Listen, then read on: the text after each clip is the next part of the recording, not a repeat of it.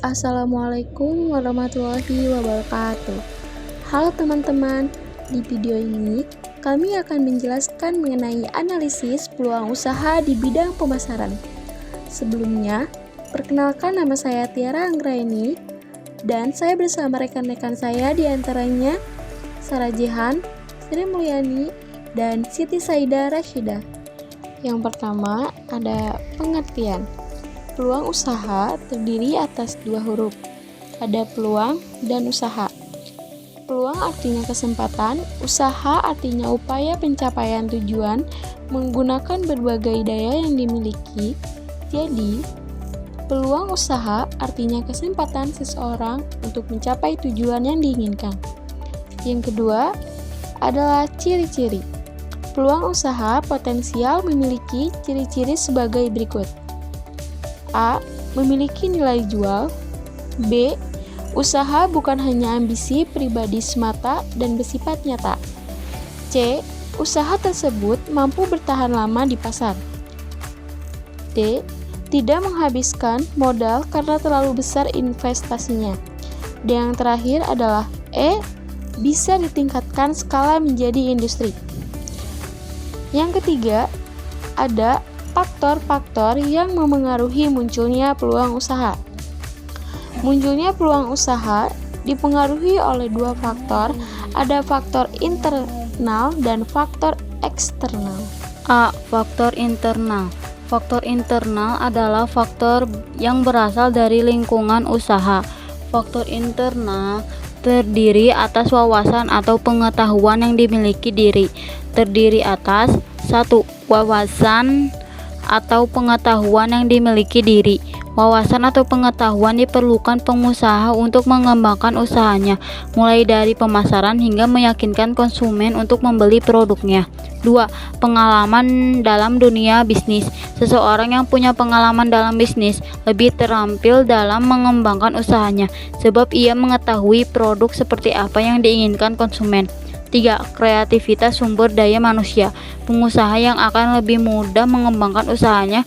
Pengembangan tidak hanya pada segi produk namun juga pemasarannya. B. Faktor eksternal. Faktor eksternal adalah faktor yang berasal dari luar lingkungan usaha. Adapun beberapa faktor eksternal antara lain 1. Masalah yang dihadapi. Masalah dari luar lingkungan usaha yang belum terselesaikan dapat menjadi peluang usaha. 2. Permintaan pasar.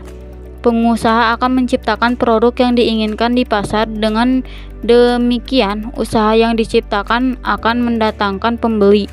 3. Menciptakan hal baru dari yang sudah ada.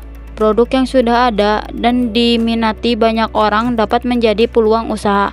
Misalnya munculnya beragam merek minuman coklat karena industri ini banyak disukai oleh semua kalangan. 4. Metode analisis peluang usaha. Analisis peluang usaha adalah analisis yang dilakukan sebelum mengeluarkan produk atau bisnis. Adapun tujuan dilakukannya analisis peluang usaha. A. Mencegah perusahaan bangkrut. B. Memiliki gambaran tentang nilai produk. C. Menentukan strategi pemasaran yang tepat. D. Memahami persaingan di pasar. E. Mengetahui kelayakan usaha yang dijalankan. Analisis SWOT. Analisis SWOT merupakan singkatan dari 4 kata, yaitu strength yang berarti kekuatan, weakness yang berarti kelemahan, opportunities yang berarti kesempatan, dan threats yang berarti ancaman. B. Analisis 5W plus 1H. Analisis 5W plus 1H singkatan dari what, why, where, when, where, who, dan who. Berikut beberapa penjelasannya. 1. What. Apa jenis atau usaha produk yang akan dibuat? Why. Mengapa memilih jenis usaha atau produk tersebut? How. Bagaimana proses usaha yang akan dijalankan? C. Business plan. Business plan adalah dokumen yang harus disiapkan ketika akan memulai usaha. Business plan berisi bagaimana perusahaan akan dibangun, tujuan yang ingin dicapai, dan strategis yang akan digunakan. Business plan terdiri atas 5 jenis yaitu 1. Startup business plan. Dalam startup business plan berisi penjelasan tentang perusahaan yang akan didirikan. Ada produk yang akan ditawarkan kepada konsumen, evaluasi pesaing, dan lain-lain. 2. Strategi bisnis plan.